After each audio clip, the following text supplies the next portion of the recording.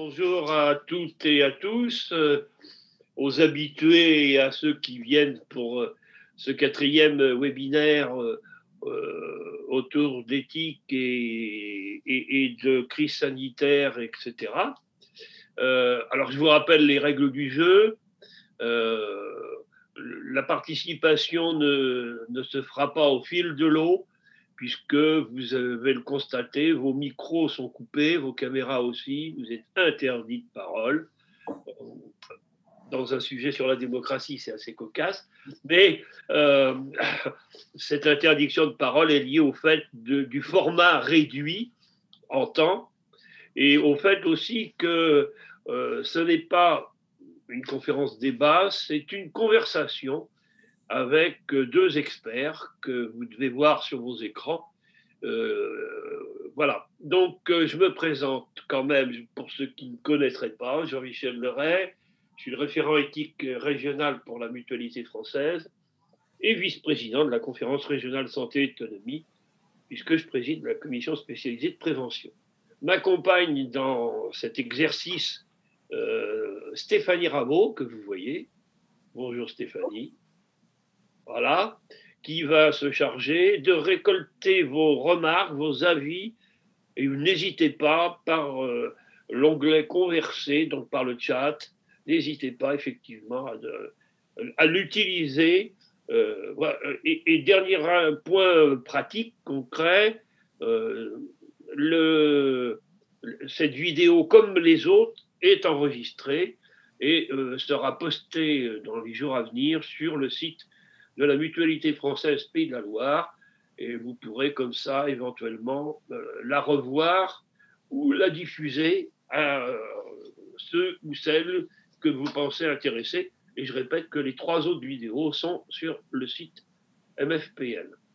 L'objectif de nos conversations était pour nous Mutualité, était pour nous de nous donner des références un peu culturelles, un peu éthiques, un peu politiques, sur des sujets divers et variés, de telle manière à préparer sans doute dans la deuxième partie de l'année 2021, parce qu'on se méfie un peu des conditions dans lesquelles on peut se réunir en présentiel d'ici là, mais préparer un débat régional plus global, avec une participation, encore une fois en présentiel, plus importante. Notre quatrième volet aujourd'hui, et il y en aura probablement, je le dis tout de suite, il y en aura probablement un cinquième. Nous nous sommes dit que c'était trop bien et que donc on allait en faire un autre. Et pour l'instant, on n'a pas défini de thème. Ce quatrième volet, c'est autonomie et démocratie, avec deux regards venant de deux domaines d'expertise différents à l'origine, mais pas forcément contradictoires. C'est ça l'intérêt. Alors, je me présente donc François Baudier, voilà, médecin. François est spécialisé en santé publique et en nutrition après un passage à l'Université de Montréal en 1987. Il a été délégué général adjoint du Comité français d'éducation pour la santé en 1994. Il a été directeur de l'Union régionale des caisses d'assurance maladie de Franche-Comté, car c'est un bisontin, disons-le tout de suite. Voilà. Et directeur adjoint chargé de la stratégie de la prospective à l'Agence régionale de santé de Franche-Comté. Il est depuis 2014 président de la Fédération nationale d'éducation et de promotion de la santé. J'ai eu plaisir à connaître François à cette époque, puisque j'en étais, sous sa présidence, le secrétaire général. Et puis, depuis 17 ans, il est responsable d'une belle initiative qui s'appelle l'Université d'été francophone de Besançon, université d'été francophone en promotion de la santé, à laquelle j'ai aussi participé. Denis Leguet. Denis, nous avons l'avantage aussi de nous connaître fort bien, de nous côtoyer régulièrement. Denis Leguet est psychiatre, praticien hospitalier. Il a été chef de service, chef de secteur de psychiatrie générale au Sésame, centre de santé mentale Angevine. Il a été médecin, ou il est médecin d'ailleurs, coordonnateur du Centre Ressources Handicap Psychique des Pays de la Loire, le CREPSI, pour ceux qui aiment bien les acronymes. Il est président de la Conférence régionale de la santé et de l'autonomie. Il est également le président de l'Observatoire régional de la santé des Pays de la Loire. Il préside l'association ligérienne pour les personnes handicapées Alpha. Il a été président, puis il est secrétaire général du Comité français pour la réhabilitation psychosociale, le REHAB, et depuis le 17 juin 2019, président de Santé Mentale France. Voilà. J'espère, messieurs, que je n'ai pas commis d'erreur sur votre présentation. Vos sourires me semblent dire que non. Parfait. Voilà. L'autre caractéristique de nos deux intervenants partagés avec l'animateur de la réunion, c'est que nous sommes de joyeux retraités. Bon, mais ça, c'est un point quand même secondaire. J'ai relevé une phrase de Jean-François Boutor, un écrivain, éditeur, qui écrit souvent les éditoriaux dans l'Ouest France. Contenir la crise sanitaire est certes indispensable, mais il est temps d'y associer durablement les citoyens autrement qu'en leur adressant des injonctions sur ce qu'ils doivent faire.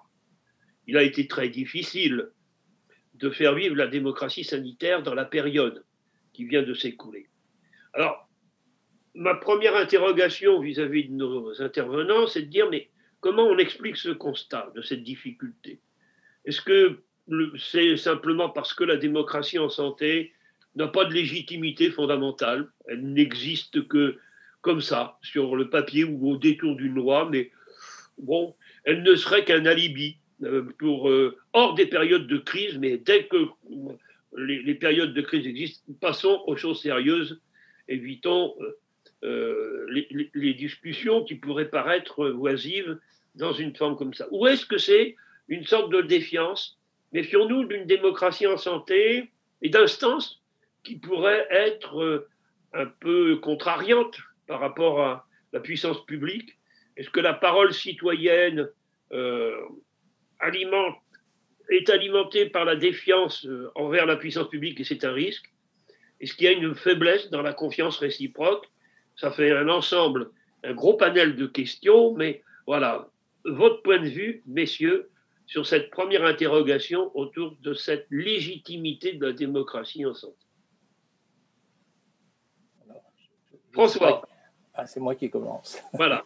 D'abord, merci beaucoup de m'avoir invité à cette rencontre et à cette conversation. J'aime d'ailleurs assez bien ce terme de conversation qui, je crois, est adapté à une certaine ouverture et un certain dialogue qu'on espère justement retrouver dans le cadre de l'exercice de la démocratie en santé. Peut-être que je voudrais simplement rappeler quelque chose que tout le monde connaît, mais qu'il est important de dire au début de cette discussion, c'est que quand on parle de démocratie et de démocratie en santé, il y en a deux types. Il y a la démocratie, on va dire, institutionnalisée, notamment au niveau des CRSA ou des conseils territoriaux de santé. On connaît leur intérêt, mais aussi leurs limites, puisqu'elles existent depuis maintenant plus de 10 ans.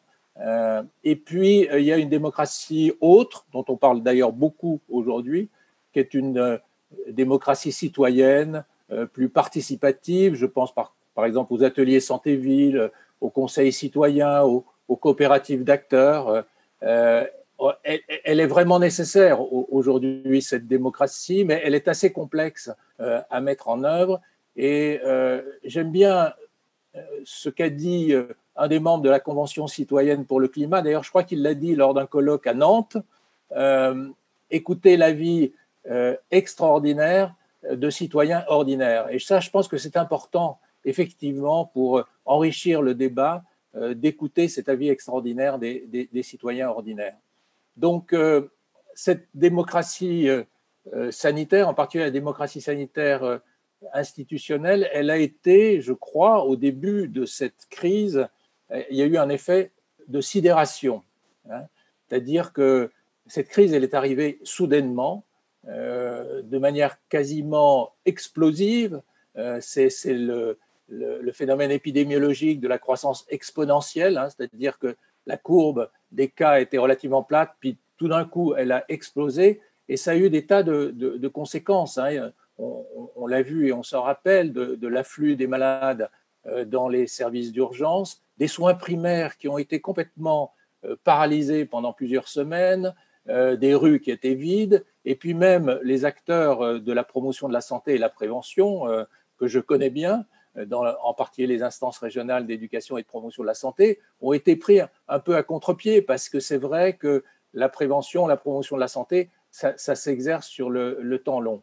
Eh bien, la démocratie en santé institutionnelle, elle a été dans la même situation, elle a été sidérée pendant quelques semaines. Alors, c'est vrai que certaines CRSA ont réagi, je pense en particulier à la vôtre et les CRSA de l'ouest de la France, qui ont donné un certain nombre de recommandations par rapport au premier déconfinement. Mais voilà, de manière générale, cette démocratie en santé a été un peu sidérée au début, comme nous tous. Alors progressivement, les choses ont évolué, et c'est vrai que, en particulier, le Conseil scientifique de la Covid-19, le Comité consultatif national d'éthique, la Conférence nationale de santé, puis un certain nombre d'associations d'usagers du système de santé ont réclamé, ont demandé au gouvernement d'activer cette démocratie en santé. Et malheureusement, en tout cas pour le moment, elle a été très peu activée. Et alors, je voudrais, pour terminer mon premier propos, prendre simplement l'exemple de la vaccination. Alors, c'est quelque chose qui est très important à l'heure actuelle et qui est l'objet de beaucoup de débats. Concernant la vaccination, c'est vrai que dans l'urgence de la mise en place de cette vaccination, on a complètement oublié le processus de démocratie en santé. Alors, depuis quelques jours, là, on entend dire qu'il va y avoir un comité citoyen du Conseil d'orientation de la stratégie vaccinale présidé par le professeur Fischer. Il y a le Conseil économique et social et environnemental qui est en train de mettre en place un dispositif assez complexe, et ce collectif de citoyens doit donner son rapport au mois de juillet. Donc on voit bien que cette démocratie en santé, par rapport à cette crise et par rapport à cette question qui est assez urgente autour de la vaccination, on aurait bien besoin effectivement qu'elle puisse s'exercer. Ben pour le moment, elle ne fonctionne pas très très bien.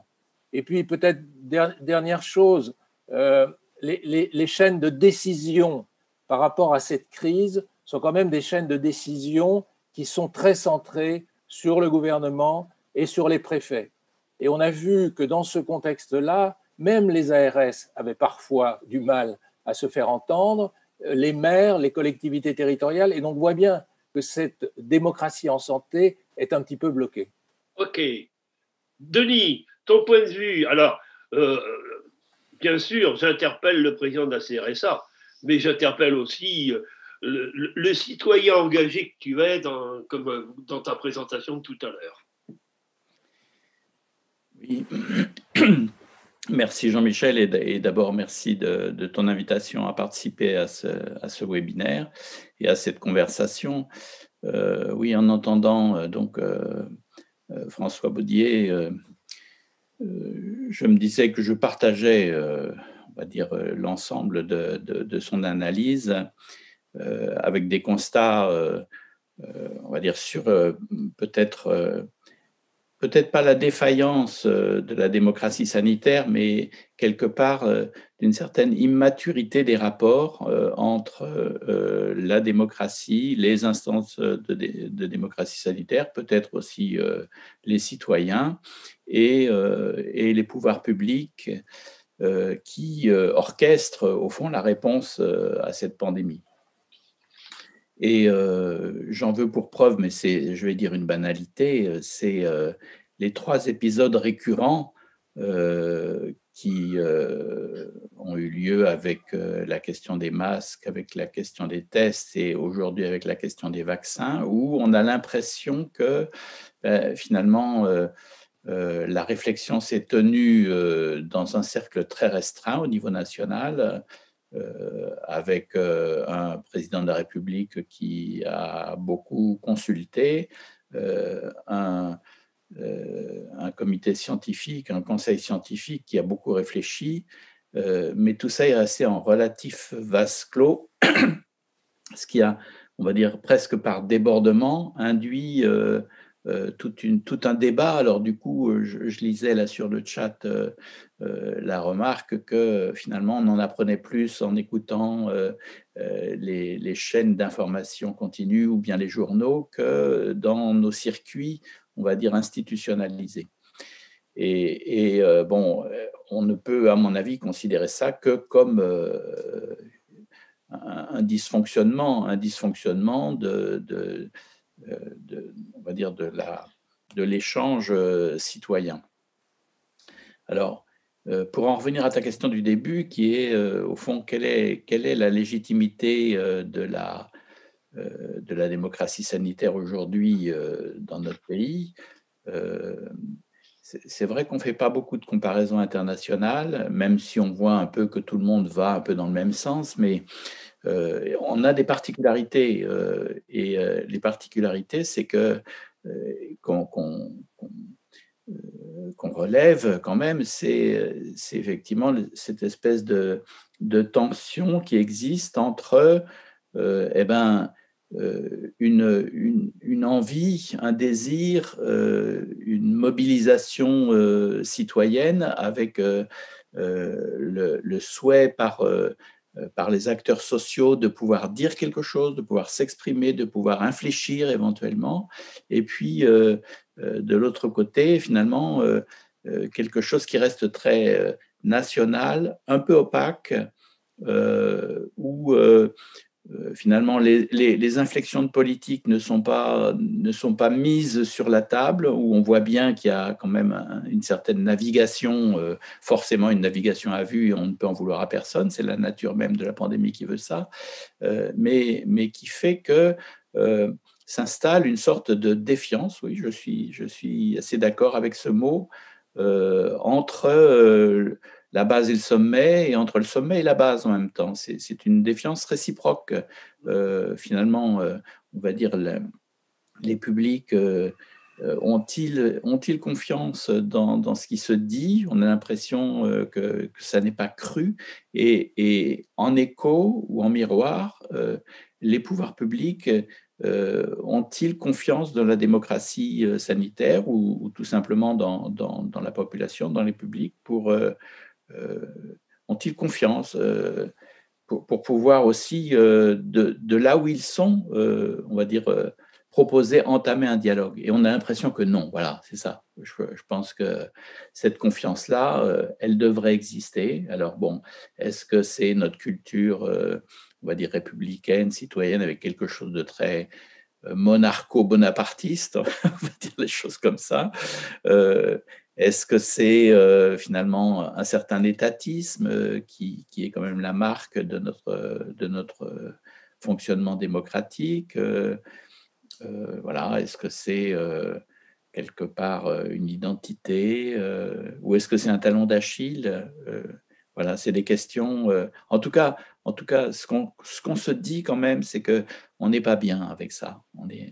Il faudrait que ça évolue. Il faudrait que ça évolue et qu'on ait des rapports plus matures et plus de confiance entre les citoyens et les pouvoirs publics. Absolument. Alors, je vais revenir juste 30 secondes sur ce que vous avez dit l'un et l'autre, avec deux mots. Parce qu'avec Denis, là, on a décollé un peu. Je vais revenir, excuse-moi, terre à terre un petit peu. Deux mots. Un de François, sidération. Un autre, toi, Denis, dysfonctionnement. Est-ce que ça explique le fait que dans une période de crise sanitaire, de pandémie, de risque pour la population, on a préféré une fonction centralisée, une certaine forme autoritaire vis-à-vis de la population, parce que c'était une nécessité. Donc on met sous le boisseau les instances de démocratie, parce que c'est perdre du temps dans la lutte que l'on a contre la pandémie. Est-ce que c'est ça qui vous apparaît comme de la sidération, du dysfonctionnement qui fait que justement, on a laissé les citoyens, certes les citoyens sont organisés, il y a eu des solidarités qui sont exprimées sur le terrain, mais ça n'a pas dépassé le cadre d'une initiative locale, ça n'a pas effectivement transparu dans, je ne sais pas si c'est français, dans dans effectivement le débat public. Voilà. Est-ce qu'il fallait consentir, nous, citoyens, une perte de notre responsabilité et de nos droits parce que la situation sanitaire l'exigeait? Je peux donner quelques éléments de réflexion par rapport à ça.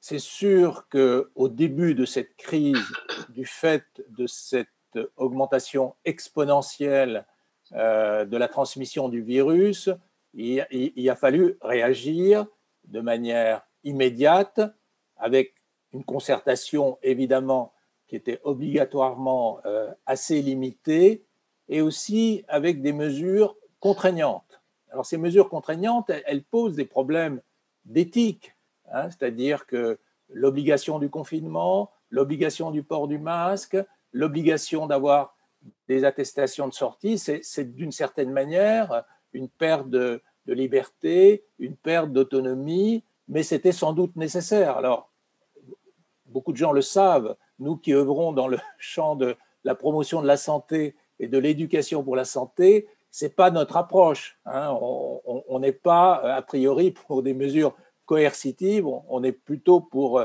des approches qui visent l'explication et l'accompagnement. Et Denis Leguet parlait tout à l'heure de la confiance. Je pense que c'est un vrai problème. Ça a été un vrai problème et c'est toujours un vrai problème. J'ai regardé les sondages la semaine dernière qui ont eu lieu au tout début de cette crise sur la confiance des Français en leur gouvernement. Eh bien, en avril 2020, c'est-à-dire quelques semaines après le début de la crise, il y avait seulement 35% des Français qui faisaient confiance à leur gouvernement. En Allemagne, c'était le double, 67%. Et quand on prend un pays que je connais un tout petit peu, qui est la Nouvelle-Zélande, qui a géré de manière incroyablement efficace la crise de la Covid-19, 25 décès depuis le début de la crise et 2200 cas de Covid-19, eh bien, au mois de septembre, un sondage qui a été fait sur le plan international montrait que 83% de la population faisait confiance au gouvernement. D'ailleurs, c'est une femme qui est Premier ministre en Nouvelle-Zélande. Et je crois qu'il y a eu, malheureusement, au début de cette crise, ce que j'appelle un péché originel que vous avez évoqué rapidement tout à l'heure, qui est l'histoire des masques. C'est-à-dire qu'avec l'histoire des masques, il y a eu véritablement une perte de la confiance dans le gouvernement et c'est une faute, j'allais dire presque originelle, qui fait qu'aujourd'hui, on a du mal, les Français ont du mal à adhérer à la politique gouvernementale. Et cette confiance, donc c'est une notion importante, mais il y a une deuxième notion que j'évoquais tout à l'heure qui est aussi importante, c'est celle de l'accompagnement. Et je pense que si on veut activer la démocratie en santé, il faut qu'on accompagne les gens, qu'on accompagne en particulier les publics les plus précaires, parce que peut-être qu'on reviendra tout à l'heure là-dessus. Je pense que les publics précaires, ils sont assez abandonnés. Je pense en particulier par rapport à la vaccination, parce que quand on parle des publics vulnérables, on parle des publics vulnérables sur le plan médical, mais on ne parle pas des publics vulnérables sur le plan social. Est-ce qu'ils sont priorisés pour la vaccination? Je n'en sais rien.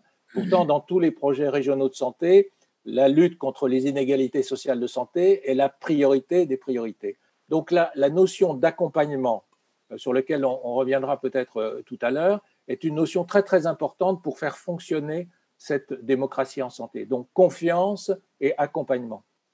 Oui, je suis d'autant plus sensible, François, à ce que tu viens de dire, que j'anime dans le cadre de la CRSA un groupe santé précarité qui d'ailleurs se réunira demain matin. Et cette question, justement, par exemple, comment on accompagne ces personnes les personnes à la rue, les migrants, comment on les accompagne effectivement devant la pandémie et comment on va les accompagner par rapport à la vaccination, alors que l'on sait que ce sont des personnes fragilisées et que le taux d'infection corona est très fort dans ces populations. Mon cher Denis, dysfonctionnement, sidération, Oui, c'est ça qui explique qu'il fallait des mesures autoritaires. oui, évidemment, il fallait des mesures, on va dire, déterminées en tout cas, et puis, une politique qui soit menée avec, une prise de responsabilité, de la part des pouvoirs publics qui est leur, on va dire, leur apanage, enfin et leurs attributions. Mais François fait un lien entre l'histoire des masques et la question de la confiance. Moi, je dirais que la question de la confiance, elle est bien antérieure à tout cela. Enfin, et l'histoire des masques, elle a été aussi tout de suite, on va dire, repérée par les citoyens comme étant une sorte d'arrangement avec la réalité et avec la vérité. Euh, je, je crois que les citoyens français ont certainement un degré de confiance générale dans leur gouvernement, certainement très inférieur aux citoyens allemands et éventuellement, oui, aux citoyens néo-zélandais, encore qu'on puisse considérer que c'est un cas quand même un peu particulier, parce que c'est aussi une île, parce que, voilà, enfin, il y a sans doute euh, tout un, toute une antériorité et tout un historique qui explique tout ça. Alors, pourquoi est-ce qu'il n'y a pas cette confiance et pourquoi, pour en revenir à ta question plus générale, pourquoi est-ce que la démocratie en santé ne prend pas plus d'ampleur, enfin, et de consistance, de crédit, de poids, d'influence dans notre pays? Mon sentiment, c'est que justement, c'est qu'il y a toujours cette demi-confiance qui est aussi portée par les pouvoirs publics à, à la, on va dire, à l'expression des citoyens. Euh, un des exemples encore, c'est ce tirage au sort de 30 personnes ou de 35 personnes pour juger de la politique sur les vaccinations. On se dit, mais il y a X comités qui pouvaient être consultés ou pour lesquels on pouvait faire un atelier d'échange et de réflexion et d'élaboration. Et pourquoi ça n'a pas été fait dans ce cadre? On a le sentiment que finalement, la confiance, elle est mesurée du côté des pouvoirs publics. Elle est, elle est limitée et il y a comme de temps en temps une sorte de sentiment que, ben, oui, on est en tant que représentant institutionnel de cette démocratie un peu mis à l'écart. Voilà, c'est un sentiment que les présidents de CRSA ont tous actuellement, euh, non pas pour des raisons locales ou régionales, mais aussi pour des raisons, parce qu'on voit bien que les ARS sont des instances, enfin sont des organismes, sont des établissements, enfin je ne sais pas comment on dit, c'est pas des établissements, enfin ce sont des administrations qui sont aussi très contraintes par une politique nationale euh, qui se lie en filigrane sans vraiment se découvrir. Voilà. Alors, pour en revenir à ce que disait François Baudet tout à l'heure sur la différence entre démocratie sanitaire institutionnalisée et démocratie, on va dire, citoyenne, participative, nous, notre position dans les Pays de la Loire, c'est que justement, la CRSA, de par la loi HPST, est chargée d'animer le débat en santé au niveau régional, et bien que tout ça ne doit pas fonctionner de manière indépendante, parallèle, en silo, mais au contraire qu'il y ait plutôt un mouvement général, global, rassemblé, enfin avec un, installé en réseau pour que finalement quelque chose de constructif en sorte. Et chaque fois, Jean-Michel, tu le sais, donc nous avons pris au niveau de la CRSA des Pays de la Loire l'option de faire des débats participatifs. À chaque fois, ça rencontre un vrai succès avec la présence qui est notable parce qu'elle se voit peu au niveau des instances représentatives, mais avec la présence des élus de terrain qui cherchent des réponses, qui cherchent, on va dire, l'écho des citoyens et on se rend compte dans ces débats participatifs qu'en réalité, la population, elle est extrêmement mature sur ces sujets-là. Alors pourquoi est-ce qu'elle n'est pas reconnue comme mature? Voilà. C'est une revendication un peu adolescente, peut-être. Ou alors c'est ton côté psychiatrique qui Faut pas exclure ça.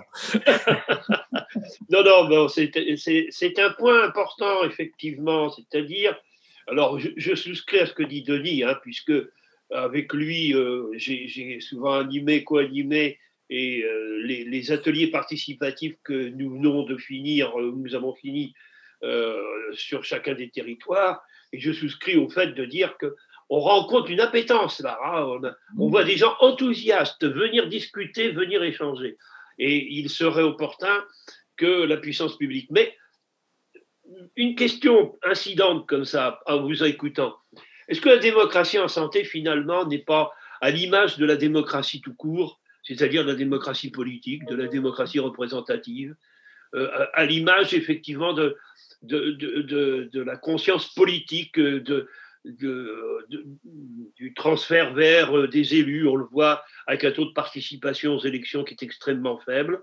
Est-ce que pour vous, effectivement, on peut faire ce parallèle? Est-ce que l'un explique l'autre ou est-ce qu'il y a une spécificité? Non, je crois que c'est un peu la même chose.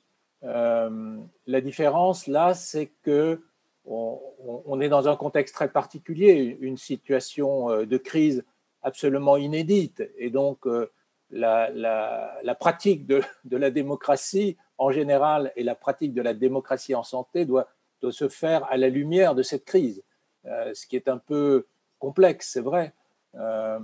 Mais moi, ce que je voudrais dire par rapport à cette démocratie en santé, donc on a parlé de la démocratie institutionnalisée, on a parlé d'une démocratie participative qui est souvent activée par les élus locaux hein, au niveau des collectivités territoriales. Mais pour avoir quand même une vision un peu positive sur ce qui s'est passé au cours de ces derniers mois, alors je ne sais pas si on peut l'appeler démocratie, mais en tout cas, il y a eu un élan de solidarité absolument remarquable. C'est-à-dire que, enfin, pour les gens qui travaillent sur le terrain, on a vu que des choses qui sont pas des pratiques courantes se sont mises en place. Par exemple, la ville a parlé à l'hôpital, c'est-à-dire que quand on a senti que l'hôpital était dans une situation de crise importante avec un afflux des malades, les hospitaliers, les libéraux se sont rapprochés. Quand il a fallu prendre en charge des gens touchés par la Covid-19 en ville, les acteurs du social et du médico-social se sont rapprochés des acteurs du soin. Les communautés professionnelles territoriales de santé qui avaient de la difficulté un peu à émerger se sont constituées. Les collectivités territoriales se sont mises au service de tous ces acteurs. Et donc, on a vraiment l'impression que, alors oui, je ne sais pas si on peut appeler ça de la démocratie en santé, mais qu'il y a eu des rencontres un peu improbables. La seule question qu'on peut se poser aujourd'hui, c'est que est-ce que tout ça, ça va perdurer dans le monde d'après? J'espère que oui. J'espère que oui et que ce qu'on dit depuis de nombreuses années sur le fait qu'il faut organiser la prise en charge des patients au niveau de la ville, qu'il faut qu'il y ait effectivement le social travaille avec les acteurs du soin, que la promotion de la santé et l'éducation pour la santé soit présente, que tout ça, finalement, à l'occasion de cette crise, on ait appris à vraiment travailler ensemble. Et puis, il y a une autre dimension qui me paraît importante, qu'il ne faut pas rater, c'est qu'il faut capitaliser sur toutes ces expériences.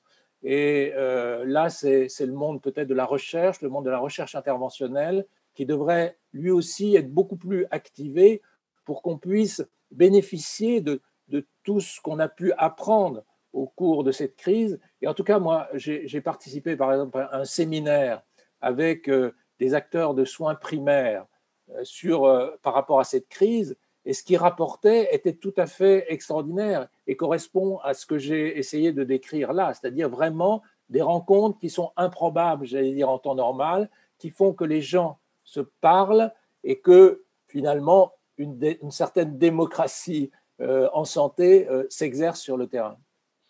Si, oui, je partage totalement votre avis. D'abord, je pense que ça s'appelle de la démocratie, ce mouvement, on va dire, transversal de développement des échanges.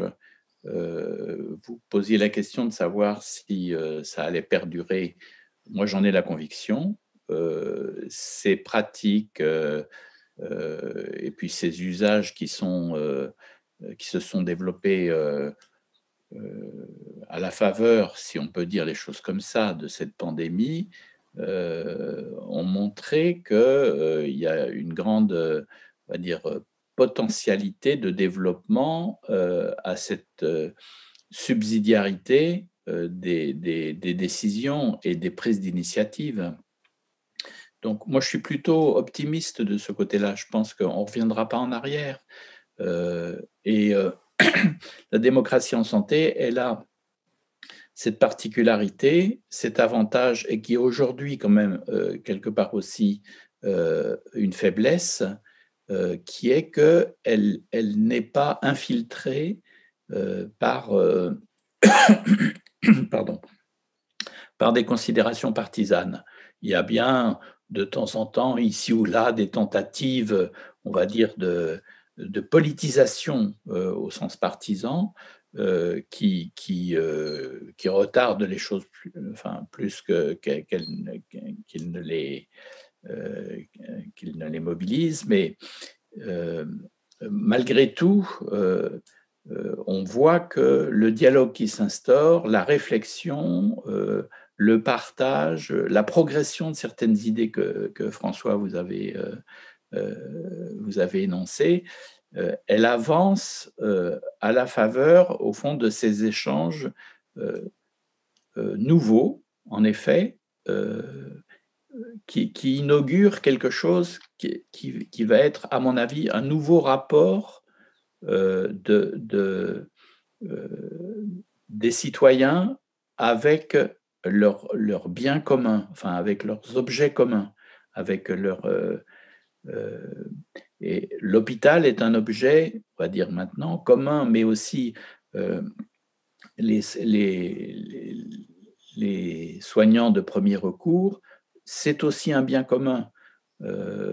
L'organisation d'une administration, on va dire, responsable depuis les ARS, c'est aussi aujourd'hui un bien commun.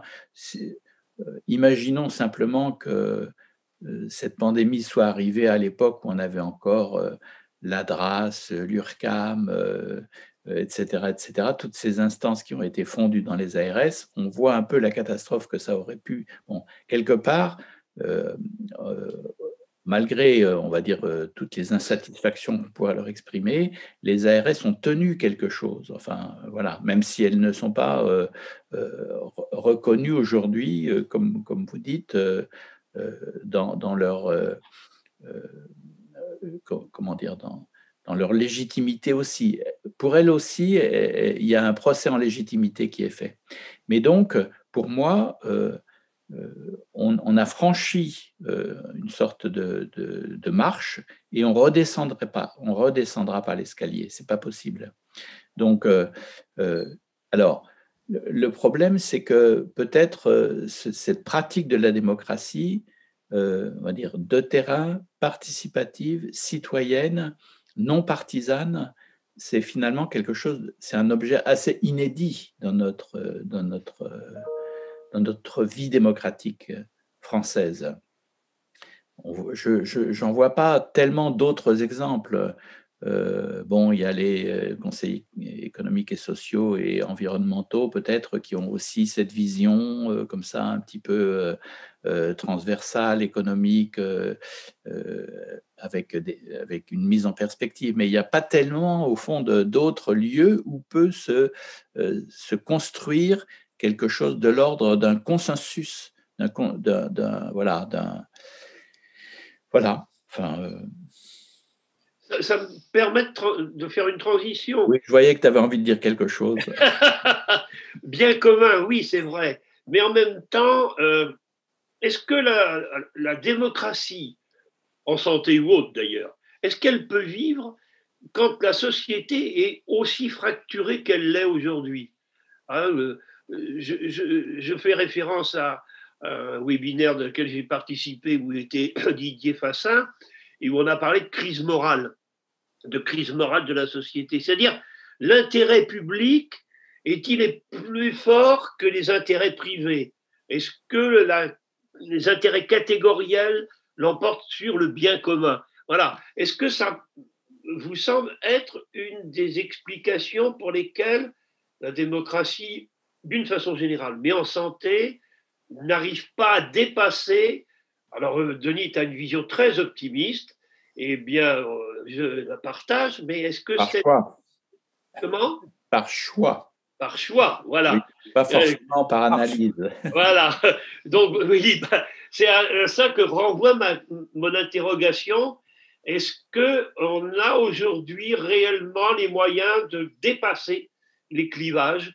Est-ce qu'il vous apparaît que dans les régions, voilà, au plan national, on peut dépasser les clivages catégoriels, corporatistes, d'intérêt, pour atteindre effectivement une certaine cohérence globale d'une société? Moi, je répondrai de manière assez brève, mais en allant dans le sens de ce qu'a dit Denis Leguet, c'est-à-dire que je crois que la démocratie en santé est une opportunité pour rassembler et éviter ces fracturations. C'est une valeur, bon, c'est peut-être un peu abusif de dire ça, mais c'est un peu une valeur universelle autour de laquelle on arrive à rassembler les gens. Et enfin, je ne sais pas comment ça se passe dans votre région, mais je vois par exemple les contrats locaux de santé Oui. sont assez rassembleurs et permettent des approches très innovantes qui essayent dans la majorité des cas d'associer non seulement la population, mais aussi les professionnels de différents secteurs, des urbanistes qui travaillent avec des médecins. Enfin voilà, je trouve que la santé est un terrain quand même de ce point de vue-là qui est très très intéressant et qui est très important. Je pense qu'aussi il y a une autre thématique qui est assez rassembleuse dont on parle beaucoup aujourd'hui, c'est les questions d'environnement. Alors bon, il y a toutes les mesures qui seront prises ou qui ne seront pas prises au niveau national, mais au-delà de ça, on voit bien que sur le terrain, les questions d'environnement, là aussi, ça rassemble les gens. Ça permet d'agir aussi sur l'ensemble des déterminants de santé, qui est un concept de base pour la promotion de la santé, qui est un concept de base pour lutter contre les inégalités sociales et territoriales de santé. Donc voilà, donc moi je crois assez à cette démocratie autour de la santé. Je suis, c'est vrai, un peu moins enthousiaste que je ne l'étais au tout début à la création des ARS par rapport au CRSA. Bon, c'est vrai que, mais bon, il y aura peut-être un rebond par rapport à l'activité des CRSA. Mais voilà, donc moi je pense qu'effectivement, en tout cas la santé, les questions d'environnement, c'est vraiment des thématiques qui permettent non seulement de rassembler les gens, mais de permettre des dialogues excessivement fructueux, interdisciplinaires, et qui permettent de déboucher sur des solutions concrètes en proximité. Parce que moi, je pense véritablement que les solutions, elles doivent se trouver en proximité. Et on voit bien dans les sondages par rapport à cette crise que si les Français ne croient pas beaucoup en leur gouvernement, ils croient beaucoup plus en leurs élus de proximité.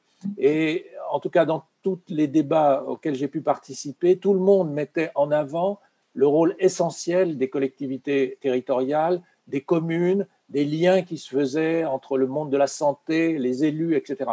Et donc donc là, je crois qu'il y a des perspectives qui sont importantes et prometteuses. Moi, je crois au pouvoir structurant des lois.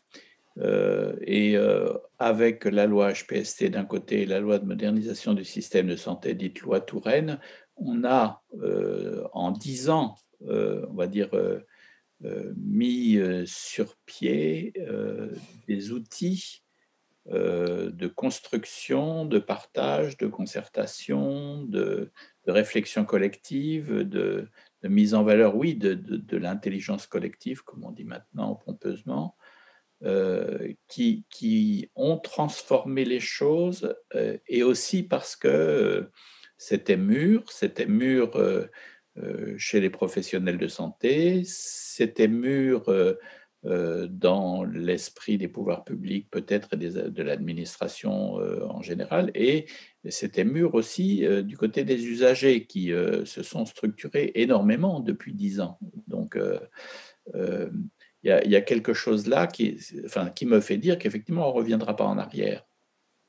Le point d'alerte, c'est ce que tu disais, Jean-Michel, par rapport effectivement à la fracturation, on va dire, socio-démographique de notre pays, qui n'est pas un phénomène isolé, puisqu'on voit que c'est une fracturation qui existe aussi dans beaucoup d'autres pays, et qui s'est illustré dans les derniers mois chez nous par le phénomène, le mouvement des Gilets jaunes, qui est quand même révélateur de choses qui sont on va dire des tentations, des tentations destructrices, quelque part autodestructrices. En plus, c'est ça qui est le plus triste, enfin un peu.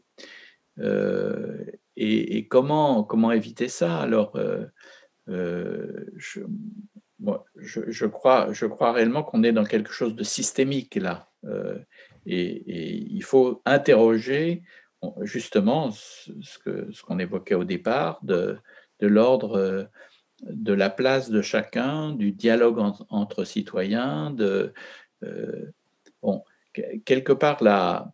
Le diagnostic a été fait, si on fait un tout petit peu de politique, mais vraiment un tout petit peu, a été fait par notre président de la République actuel quand il s'est présenté, en essayant on va dire, de transcender les clivages et d'être dans une posture moins partisane, et en tout cas dans l'affichage. Il y avait sûrement là une intuition qui était une intuition intéressante. Enfin, et il faut sans doute en garder quelque chose dans l'ADN français, je dirais, qu'on peut aller au-delà d'une segmentation et d'un face-à-face qui a montré aussi son pouvoir stérilisant. Alors, je vais changer un peu de registre. Nos webinaires avaient comme fil rouge, les 4 avaient comme fil rouge la notion d'autonomie dans les choix à faire. Autonomie dans les choix par rapport aux populations différentes, autonomie sur la fin de vie, qui est un point important. Et justement, la notion d'autonomie, elle est présente dans le monde de la santé. C'est le consentement libre et éclairé, bien connu, hein, voilà, qui est venu. Mais c'est aussi la CRSA, il y a autonomie dedans. Alors, qu'est-ce que c'est que l'autonomie par rapport à la démocratie? Je vous refais le coup de Castoriadis, là. Castoriadis a écrit que le projet d'une société autonome, s'il aboutit, doit établir une société démocratique. C'est-à-dire qu'il dit, dans un article de 1999, il dit effectivement, pour avoir la démocratie, il faut d'abord avoir l'autonomie. Autonomie des collectives et autonomie individuelle. Je vous soumets cela, vous avez 3 heures. Cette notion d'autonomie, elle est super importante. Moi je vais la ramener, je suis désolé, je suis assez pragmatique, au geste barrière. On a vu pendant les fêtes de fin d'année que notre autonomie par rapport aux gestes barrières, par rapport aux choix que l'on fait ou qu'on ne fait pas, par rapport aux amis, par rapport à la famille, par rapport à cette notion de réduction des risques, est-on autonome vis-à-vis de cette réduction des risques par rapport à la crise de la Covid-19? Et on voit bien que tout ça est assez complexe et que si on veut donner une certaine autonomie à chaque individu et aussi une autonomie, on va dire, un peu collective, c'est-à-dire une autonomie en société, je reviens sur cette notion d'accompagnement. Et on a vu fleurir au cours des derniers mois ou des dernières semaines la notion d'ambassadeur pour accompagner les gens, pour expliquer, parce que c'est une situation excessivement difficile. Enfin, on le vit pas tous les jours, mais quand des amis de la famille viennent à la maison, on porte le masque, on ne porte pas le masque, comment on réduit les risques, etc. Et donc on voit bien que notre autonomie face à cette épidémie, elle est assez complexe à gérer. Et donc, je crois que ça pose un vrai problème, à la fois individuel et collectif. Et puis, on sait, pour revenir à un point que j'évoquais tout à l'heure, que pour les publics les plus précarisés, qui vivent dans des conditions difficiles, qui sont obligés de prendre les transports en commun parce qu'ils ont des tâches qui ne leur permettent pas de travailler à distance, on voit bien que cette notion d'autonomie pour ces populations est particulièrement compliquée. Et donc, je ne veux pas faire la promotion des instances régionales d'éducation et de promotion de la santé, mais les IREPS, pendant toute cette période, en particulier du déconfinement, du premier déconfinement, du deuxième déconfinement, ont développé beaucoup d'actions auprès de ces populations pour, en quelque sorte, faire une éducation autour du risque et rendre les gens plus autonomes. Et je pense que moi, si j'avais un souhait, véritablement, enfin, je le redis, c'est d'être proche de ces populations. Alors, il y a beaucoup de choses, là aussi, extraordinaires qui se font, en particulier avec le monde associatif, avec les CCAS. Tout ça, c'est absolument essentiel. Et pensons-y, je le redis encore une fois, par rapport à la vaccination, quand on parle des publics vulnérables, ce n'est pas seulement ceux qui sont médicalement vulnérables, c'est aussi ceux qui sont socialement vulnérables. Organisons la vaccination aussi pour ces publics. Alors, avant de donner la parole à Denis sur cette notion d'autonomie intégrée à la CRSA, j'alerte Stéphanie, après l'intervention de Denis. Stéphanie, vous nous direz ce qu'il en est du chat et s'il y a matière à poursuivre la discussion, je n'en doute pas. Denis. Oui, la notion d'autonomie, en même temps, c'est une notion un peu paradoxale parce que est-ce que ça se donne, l'autonomie? Est-ce qu'on accorde de l'autonomie ou bien est-ce que l'autonomie, ça se conquiert d'une certaine façon? Je te coupe, Denis, je te coupe simplement pour dire que tu fais écho à mon passé enseignant. Quand j'avais des parents d'élèves qui me disaient, avec des élèves de 12 ou 13 ou 14 ou 15 ans, qui me disaient « Oh, mais il pourrait être autonome quand même, fais-nous un effort, sois autonome ». Je leur répondais ce que tu viens de dire, l'autonomie, madame, ça ne se décrète pas, ou monsieur, ça ne se décrète pas, l'autonomie, ça se conquiert progressivement. Excuse-moi de t'avoir compris. Mais ça se favorise aussi, donc… Voilà, exactement. On n'est pas totalement… on va dire schizophrène sur le sujet. Enfin. le psy revient. Oui, et en même temps, l'autonomie, qui dit autonomie dit liberté, dit responsabilité, dit indépendance, dit voilà, toutes ces notions qui sont des notions de, on va dire, de promotion de l'individu, de la personne, qui sont effectivement du côté un peu de l'idéal. À mon avis, oui, bien sûr, il y a comment dire, un grand intérêt à promouvoir l'autonomie, à la mettre en valeur et surtout, puisque c'était un peu ça l'idée dans la loi HPST avec les CRSA, c'est de faire un tout, de faire un package avec la notion de santé d'un côté, et puis la notion, on va dire, de besoin d'accompagnement, la notion de situation de handicap de l'autre. Donc, et de ne pas, on va dire, séparer les deux domaines qui ont des zones de recouvrement, telles par exemple que les maladies chroniques, qui sont tout à fait importantes.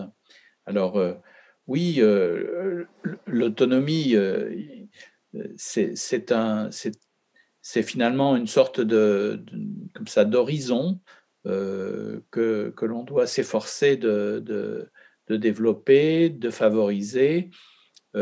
Après, moi, je dirais que ça demande vraiment de l'écoute des citoyens.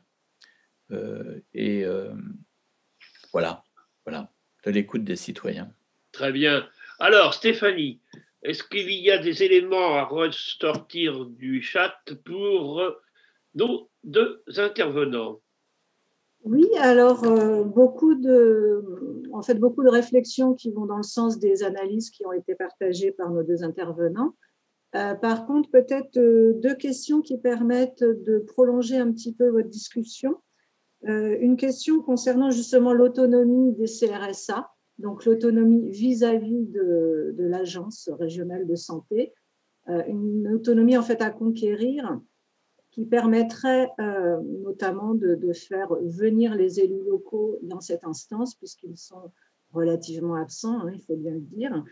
Et en fait, cette remarque m'incite à prolonger un petit peu la réflexion en se disant, mais finalement, cette question de confiance du pouvoir public envers les citoyens, on l'a vu, c'est aussi une question de défiance de l'État, du gouvernement vis-à-vis des élus locaux. On a beaucoup entendu les maires s'exprimer là-dessus en disant que, alors pas uniquement au sujet de la santé, mais aussi sur d'autres sujets, il y avait une défiance de l'État vis-à-vis des collectivités locales, territoriales. Donc ça, c'est peut-être un point important quand on parle de démocratie. Et une autre question aussi sur la confiance envers la parole scientifique. Donc on voit bien le comité scientifique, le conseil scientifique, les recommandations qu'il a pu faire n'ont pas forcément été partagées en fait dans l'opinion. Alors, il y a eu un petit échange sur le chat concernant les fake news, le complotisme. Donc, tout ça vient un petit peu se percuter. Donc, la parole scientifique, effectivement, comment retrouver une confiance vis-à-vis de cette parole-là. Là, je pense que c'est un petit défi que notre société doit relever. Donc, je ne sais pas si ça incite une réflexion de la part de nos deux intervenants, mais on terminera là-dessus. Voilà. Peut-être sur la question de l'autonomie des CRSA, ça illustre un peu ce que je disais juste avant, à savoir que les CRSA sont, à partir du moment où en plus elles n'ont pas de responsabilité, où elles n'ont qu'une influence et qu'un pouvoir consultatif, elles ont toute latitude pour dire ce qu'elles pensent, et elles ne s'en privent pas en général. Après, c'est jusqu'où va-t-on dans, on va dire, oui, la construction d'une réflexion autonome. En même temps, ça peut paraître aussi un faux problème dans la mesure où, quand il s'agit par exemple de concevoir un projet régional de santé, on se dit, et ça a été la position de la CRSA des Pays de la Loire, qu'il n'y a que des avantages à travailler avec l'agence justement pour faire passer, on va dire, les convictions, les analyses, les souhaits, les projets de toutes les composantes de la CRSA. Un point qui est peut-être à souligner dans le fonctionnement des CRSA par rapport à cette question de l'agence, enfin de ses rapports avec l'agence, c'est le fait que on voit progresser dans le sein des débats des CRSA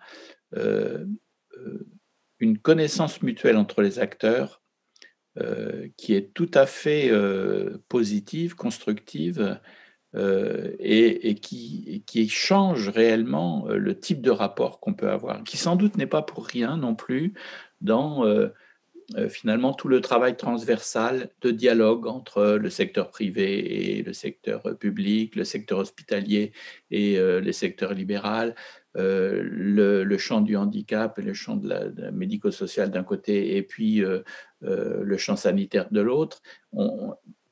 On voit que ce qui a pu, au fond, se travailler en commun avec les représentants de chacune de ces dimensions des acteurs de santé, ce qui a pu se travailler a été vraiment un terreau pour, justement, pour que puisse se faire de manière déconcentrée, enfin, et toutes les toutes les initiatives que François Baudier évoquait tout à l'heure. Je vais peut-être juste dire un mot sur une des questions qui est posée, c'est-à-dire sur la dimension scientifique et les débats qui ont eu lieu. Enfin, moi, je trouve personnellement que le conseil scientifique a toujours donné des avis éclairés et pondérés. Et une des raisons, je pense, c'est qu'ils ont eu l'intelligence d'intégrer dans ce conseil scientifique des gens issus des sciences humaines et sociales, puisqu'il y a une anthropologue, je crois, et un sociologue. Donc, il n'y a pas de citoyens, c'est un peu dommage. Et il n'y a pas de spécialistes de santé publique. Mais en tout cas, moi, je trouve que ce conseil scientifique a véritablement joué son rôle et joue encore son rôle. Et de ce point de vue-là, c'est très intéressant. Et en tout cas, moi, j'invite tous les gens qui sont présents aujourd'hui à lire régulièrement les avis de ce conseil scientifique parce que, à la fois, il arrive à prendre une certaine distance par rapport à l'événement, ce qui était quand même assez compliqué, et donner un avis qui est assez transversal sur le sujet. Et moi, je voudrais faire un plaidoyer pour le développement des recherches en sciences humaines et sociales, parce que je crois que ce domaine-là peut vraiment beaucoup nous éclairer, non seulement par rapport à cette crise, mais de manière générale sur toutes les questions de santé publique. Alors, pour conclure, messieurs, une question de chacun d'entre vous. Vous avez 37 secondes pour y répondre. La question, c'est optimiste ou pessimiste sur les enseignements qui seront attirés en termes de démocratie en santé? Question courte, réponse courte. Oui, non, mais moi, je suis optimiste, parce que d'abord, je suis de nature optimiste.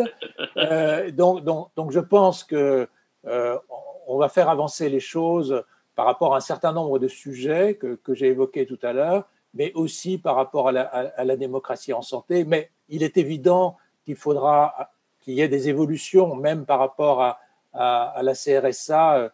Denis Leguet, qui est président de la CRSA, a montré, vient de dire, tous les avantages qu'il y a. Alors, il y a certaines limites, on les connaît aussi, mais je pense que les choses vont bouger. En tout cas, j'espère qu'elles vont bouger et je suis plutôt optimiste. Denis?